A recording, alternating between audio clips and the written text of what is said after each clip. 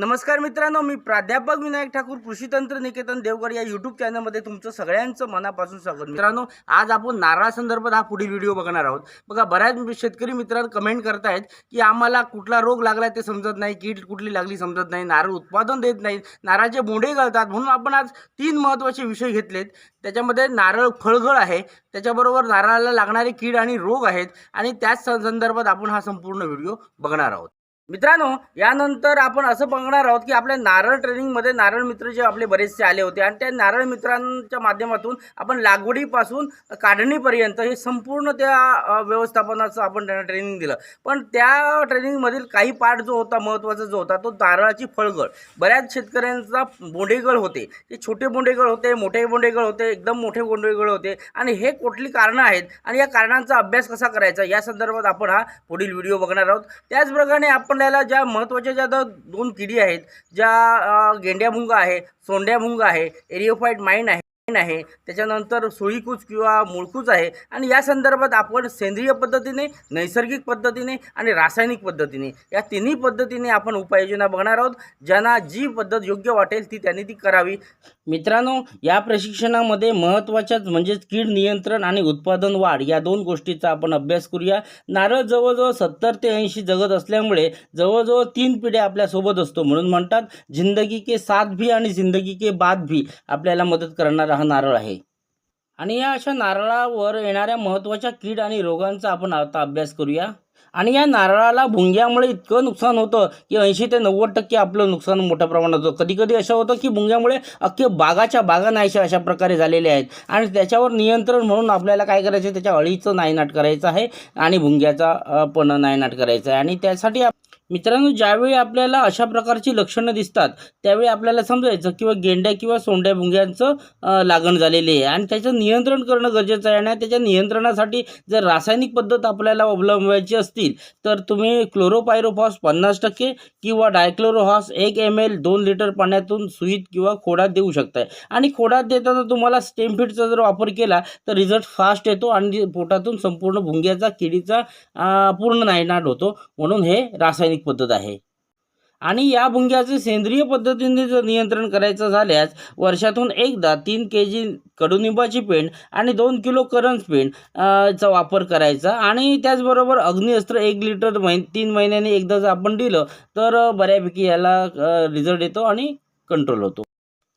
त्याचप्रमाणे कडुनिंबाचं जे नीम प्रोडक्ट आहे ते पावसाळ्या संपल्यावर आपण चर खोदून म्हणजे गोलाकार भोवताली चर खोदून जर 5 ml 1 लिटर पाण्यातून जर आपण दिलं, म्हणजे असं 10 लिटरचं द्रावण बनवलं आणि जर गोलाकार चर करून दिलं तर सोंड्या आणि गेंड्या भुंगावर आपण नियंत्रण करू शकतो। आणि अशा झाडांना लागणारे जे नारळ आहेत ते आपण जरी खाल्ले तरी कुठल्याही प्रकारचा आपल्या शरीराला धोका नाही। त्यामुळे सेंद्रिय पद्धती शक्यतो अवलंबावी, ही नुकसानकारक नाही। बऱ्याच शेतकऱ्यांची शंका होती की नारळाच्या खोडातून भुसा येतो, काळ्या रंगाचा चीक गळतो आणि त्यासाठी तुम्हाला क्लोरोपायरोफॉस हे गॅस पॉइझन जे आहे 1 लिटर पाण्यात 5 ml द्यायचं आहे किंवा रॉकेल किंवा पेट्रोलने छिद्र पूर्ण बुजवून घ्यायचं आणि शेणकाला लावून त्याला बंद करायचं। सोंड्या भुंग्याच्या नैसर्गिक उपायामध्ये ज्या छिद्र जे पडलेली असतात त्यामध्ये वाळू आणि हिंग घालून तुम्ही बुजवा। त्याचप्रमाणे छिद्रामध्ये कापर, डांबर गोळी घातलं तरीसुद्धा भुंगे तिथून पळून जातात किंवा मरतातही। त्यामुळे हाही उपाय तुम्ही करू शकताय।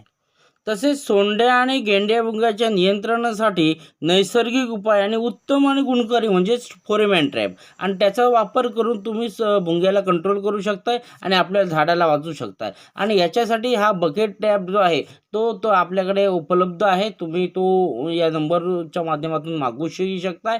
मित्रांनो, अशा प्रकारे तुम्ही उपाययोजना करून नारळाचं झाड आपल्याला वाचू शकता। मित्रांनो, विचार करा की एक झाड समजा मेलं तर किती दुःख होतं, किती दिवसाचं आपण सांभाळलेलं असतं आणि नुकसानात जातं। म्हणून शक्यतो उपाययोजना करून आपण झाड वाचूया।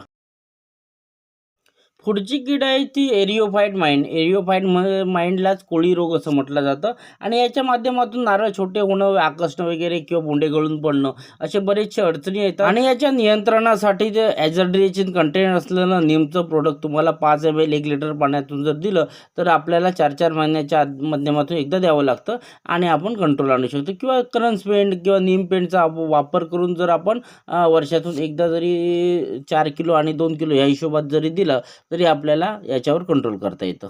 तसे फायटोप्थोराच्या बुरशीसाठी तुम्हाला बोर्डो मिश्रण आणि कोळी रोगाच्या नियंत्रणासाठी डायकोफॉल सारखे तुम्ही औषध देऊन ही कंट्रोलमध्ये आणू शकताय. मित्रांनो, नारळाची मूळकूस किंवा सुईकूससाठी तुम्हाला 1% बोर्डो मिश्रण देणं गरजेचं आहे. लहान रोपांची सुईकूस ते 1 ते 2 वर्षाच्या झाडांना सुईतून जर COC 1% तीव्रतेचं द्रावण तयार करून जर दिलं, म्हणजे 20 ग्रॅम 10 लिटर पाण्यातून, तर सुई मरत नाही. आणि 1 महिन्याच्या अंतराने किमान 3 वेळा पावसाळ्यात तुम्हाला द्यावं लागतं, म्हणजे पावसाळ्यात जास्त सुई कुजून मरण्याची शक्यता असते. आणि रोपांची जर मर होत असेल तर जरूर द्यावे, किंवा पाऊस जास्त असेल तरी तुम्हाला 1 महिन्याच्या अंतराने द्या. त्यामुळे तुमची रोपं वाचतील आणि झाड मरणार नाही. आता आपण फळगळीची कारणे आणि उपाय पाहूया, की फळगळ लहान जे बोंडे जर गळत असतील तर तुम्हाला जिब्रेलिक ॲसिड 500 ppm ने द्यावं लागेल, किंवा न्यूट्रिशन 5 ml पर लिटरमधून दिलं तर तुमची लहान बोंडेगळ थांबू शकते. त्याचप्रमाणे पावसाळी जर बोंडेगळ असेल तर COC म्हणजेच कॉपर ऑक्झिक्लोराईड तुम्हाला 2 ग्रॅम 1 लिटर पाण्यातून जर दिलं तर ड्रिंचिंग पद्धतीने द्यावं लागतं, म्हणजेच तुमची ही पावसाळी फळगळसुद्धा थांबू शकते. अशा प्रकारे मोठ्या फळांची जर गळ असेल तर NA म्हणजे नॅप्टिक ॲसिडिक ॲसिड हे तुम्हाला 200 ppm ने फवारायचं. सूक्ष्म अन्नघटक जे खत आहे ते 500 ग्रॅम प्रति झाड द्यायचं. जिब्रेलिक ॲसिड 1 ग्रॅम 5 लिटर पाण्यातून स्टेमपीडमधून जर दिलं तर तुमची मोठी फळगळ थांबू शकते. पॉलिनेशन न झाल्यामुळे जर फळगळ होत असेल तर ट्रायकंटेनॉल 3 ml 1 लिटर पाण्यातून स्टेमपीड पद्धतीतून द्यावे. त्याचबरोबर जिब्रेलिक ॲसिड हेही तुम्हाला 1 ग्रॅम 5 लिटर पाण्यातून दिलं तर थांबू शकते. मायक्रोन्यूट्रन्सच्या माध्यमातून जर फळगळ अशी जर वांज होत असतील किंवा बोंडे गळत असतील तर तुम्हाला नायट्रोसॉल्टसारखं सूक्ष्म अन्नद्रव्य खत जर दिलं तर त्याच्यातून कंट्रोलमध्ये येऊ शकतं. त्याचप्रमाणे भूसुधारक जिप्समचा जर वापर केला प्रति झाड ते 3 किलो तर तुम्हाला वांजपणा येण्याचं प्रमाण कमी होतं. त्यामुळे जिप्सम हे वर्षातून एकदा किमान वापरावे. तसेच उंदरापासून मोठ्या प्रमाणात नुकसान होतं, त्यासाठी झिंक फॉस्फेटच्या गोळ्या जर समजा आपण ठेवल्या तर उंदरावर आपण कंट्रोल करू शकतो. नारळाच्या नैसर्गिक उत्पादन आणि वाढीसाठी तुम्ही गोकृपा अमृत हे बॅक्टेरिया कल्चर वापरा. हे कृषी विद्यालय वळिवंडे येथे तुम्हाला मोफत कल्चर दिलं जातं आणि त्याचा तुम्ही वापर करून 200-250 लिटरमध्ये तुम्ही बनवून झाडांसाठी वापरू शकता. तसेच मित्रांनो, या प्रशिक्षणामध्ये नारळाची पूर्वतयारी, जमीन, नारळ लागवडीसाठी खड्डा खोदणे, खड्डा भरणे, खड्ड्यात सोडणांचा वापर, कोकोपीटाचा वापर, पाणी साचणाऱ्या भागात नारळ लागवड कशी करायची, त्याच्यामध्ये दोन नारळामधील जातीनुसार योग्य अंतर, त्याचप्रमाणे आंतरपीक, आंतरमशागत, माकडापासून नियंत्रण करण्यासाठी सोलर कंपाऊंडचा वापर, अशा बऱ्याचशा गोष्टीचा या प्रशिक्षणामध्ये अभ्यास करण्यात आला. त्याचप्रमाणे अशा विविध विषयांचा अभ्यास आणि शंका समाधान जी करण्यात आली. मित्रांनो, अशा प्रकारची विविध विषयांची प्रशिक्षणे कृषी तंत्र निकेतन वळिवंडे तालुका देवगड येथे दर रविवारी घेण्यात येतात. त्याचा जरूर लाभ घ्या. आणि या प्रशिक्षणाच्या अधिक माहितीसाठी या नंबरवर संपर्क करा. त्याचप्रमाणे डिस्क्रिप्शन बॉक्समध्ये जरूर पहा, याच्या विविध लिंक तुम्हाला दिल्या जातील आणि त्याही बघून तुम्ही त्याचा लाभ घेऊ शकता किंवा पाहू शकता. तसेच मित्रांनो, कृषी तंत्र निकेतन देवगड हा फेसबुकला आपला ग्रुप आहे. या ग्रुपला जॉईन व्हा, म्हणजेच तुम्हाला नवीन अपडेट्स मिळतील किंवा नवीन आपले जे ट्रेनिंग होतात त्याची माहिती मिळेल. त्याचप्रमाणे फेसबुक पेज पण लिंक करा, म्हणजेच तुम्हाला अपडेट मिळतील. माझं नाव सिद्धांतानंद जाधव, मी रोह्याहून आलेलो आहे. मी सुरुवातीला सेंद्रिय शेतीचं प्रशिक्षण घेतलेलं, ते मला आवडलेलं म्हणून विनायक सरांच्या मार्गदर्शनाखाली आत्ता संपूर्ण नारळ शेतीचं मी प्रशिक्षण घेतलं आहे. खूप छान प्रशिक्षण झालं आहे. तुमच्यावेळीसुद्धा पुन्हा अजून प्रशिक्षण घ्यायची इच्छा आहे. नमस्कार, माझं नाव कैलास भिका बदाने, मी धुळ्याहून आलो आहे. या ठिकाणी नारळाचं जे प्रशिक्षण दिलं प्रशांत सरांनी ते खूपच चांगल्या प्रकारे दिलेलं आहे आणि आम्हाला त्याच्यामध्ये खूप इंटरेस्ट पण आला. आणि जी माहिती आम्हाला कधीच माहिती नव्हती ती माहिती पण त्यांनी आम्हाला पहिल्यांदाच असं इतकं जे सगळं माहीत पडलं. त्यामुळे प्रशांत सरांचे धन्यवाद. मी सागर प्रताप पाटील धुळ्याहून आलो आहे. या ठिकाणी खास करून नारळाची कार्यशाळा अटेंड करण्यासाठी मी या ठिकाणी आलो आहे. परंतु या ठिकाणी एक्स्ट्रा ऑर्डिनरी नॉलेज म्हणजे सेंद्रिय शेती संदर्भात पण आम्हाला बऱ्याचशी काही जानकारी मिळाली आणि नारळाची रोपवाटिकेचं संगोपन कसं करायचं याची चांगल्या पद्धतीने माहिती मिळाली मला. नमस्कार, माझं नाव चेतन दानकर, राहणार कुडाळ सरंबळ. आज आम्ही इथे आलो होतो. नारळ मित्र एक ट्रेनिंग होता आम्हाला की लागवड कशी करायची, बियाणं कसं निवडायचं, जमिनीचा पोत कसा आहे, छोटे मोठे बारकावे आपण नारळ पिकाबरोबर आपण काय काय घेऊ शकतो त्याच्यात प्रशिक्षण झालं. आणि त्याचप्रमाणे नारळ कसे काढायचे, कशा मशिनरी यूज करायच्या, टेक्निक काय आहेत ते आम्ही इथे शिकलो आज. त्यामुळे धन्यवाद सगळ्यांचे.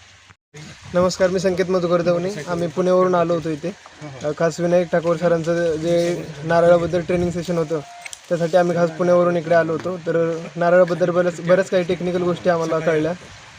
त्याबद्दल खरंच विनायक ठाकूर सरांचे धन्यवाद. तुम्हाला व्हिडिओ आवडल्यास व्हिडिओला लाईक करा, कमेंट करा आणि शेअर करा आणि शेतकरी मित्रांपर्यंत पोहोचवा. जर तुम्हाला काही शंका असतील शेतीविषयक तर खाली कमेंट बॉक्समध्ये लिहा, आपण त्याची तुमच्या वेळेनुसार उत्तरं देऊ.